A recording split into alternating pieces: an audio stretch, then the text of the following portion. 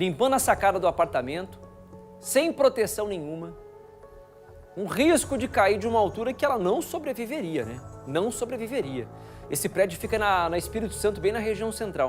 No dia em que nós trouxemos, na sexta-feira, a dona do apartamento entrou em contato com a gente e falou, olha assim, primeira vez que ela vai limpar lá, já não vou mais contratar, já está dispensada, eu não orientei ela a fazer isso e fui pego de surpresa assim como vocês.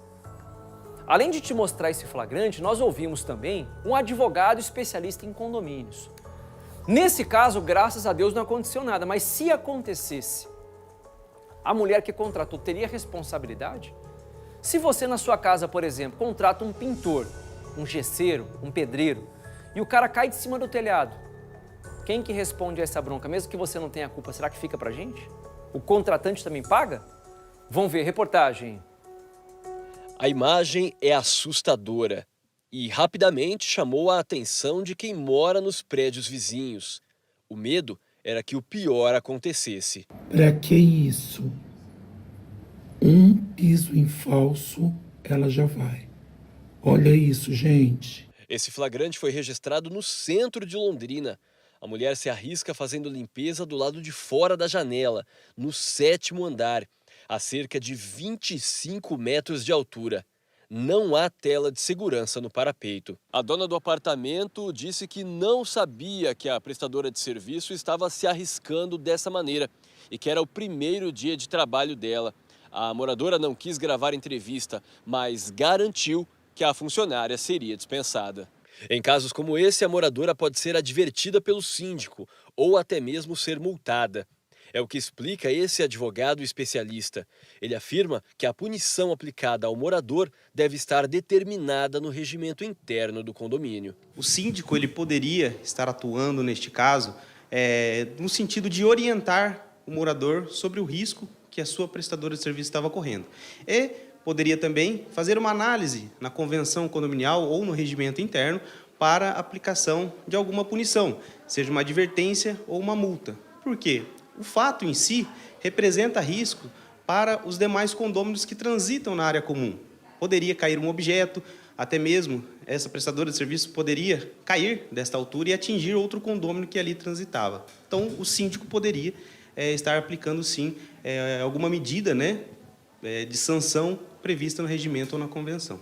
O condomínio, nesse caso, não teria responsabilidade sobre um possível acidente, seja envolvendo a própria prestadora de serviços ou algum condômino.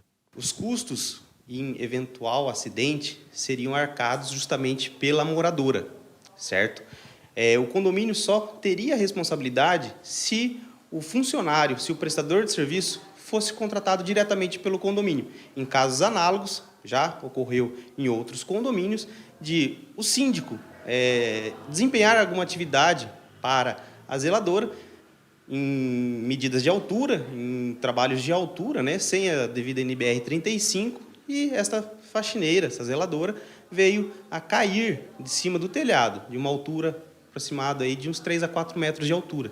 E o condomínio foi condenado, em uma ação judicial, a pagar uma pensão vitalícia. Tá? Então, o condomínio tem que tomar muito cuidado em relação a esse tipo de situação. No caso em específico, eu repito que, ocorrendo algum acidente, a responsabilidade seria toda da moradora.